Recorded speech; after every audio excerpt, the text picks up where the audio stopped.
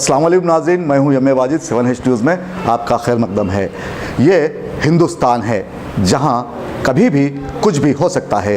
अगर आप उर्दू में बात करें, उर्दू में दरख्वास्त दें, चाहे आप उर्दू में कुछ भी कह लें, आप पर मुकदमा दर्ज हो सकता है।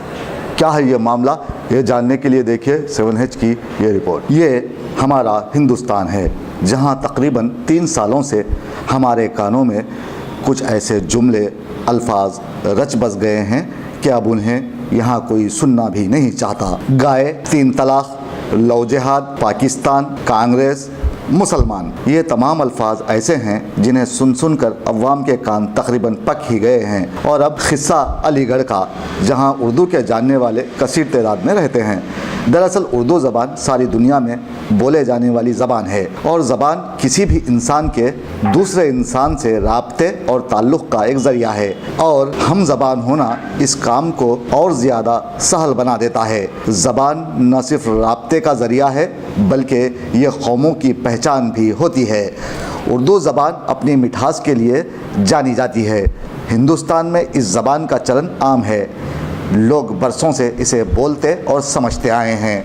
लेकिन RSS और BJP को इस ज़बान से नफ़रत है, क्योंकि कुछ बेवकूफ़ लोग ये नहीं जानते कि किसी ज़बान का कोई मज़हब नहीं होता। संघ परिवार उर्दू को मुसलमानों की ज़बान समझते हैं, जिससे ज़ाहिर होता है कि उनमें इल्म दानिश की कमी है।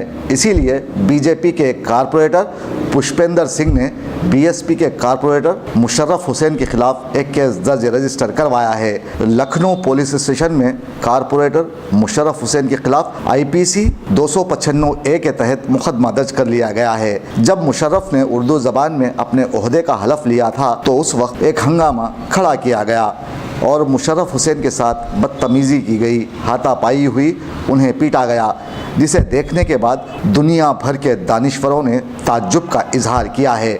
और कई अफराद ने कहा है कि हिंदुस्तान अब महफूज नहीं, क्योंकि तंग नज़र जाहिल अफराद अब सियासी मंजरनामे में मज़हब को घसीटने लगे हैं। और जब कहीं भी मज़हब के नाम पर वोट मांगे जाते हैं तो सियासत मजहबी रंग इख्तियार करने लग जाती है। अब यहाँ इंसानों के दरमियान दूरी तो ठीक है, लेकिन उनके दिलों में दूरी आ गई है, जिसे कम करना मुश्किल नहीं तो नामुमकिन ज़रूर है। दोस्तों, अगर आपको हमारी न्यूज़ पसंद आ रही है तो प्लीज़ हमारे चैनल को सब्सक्राइब कीजिए।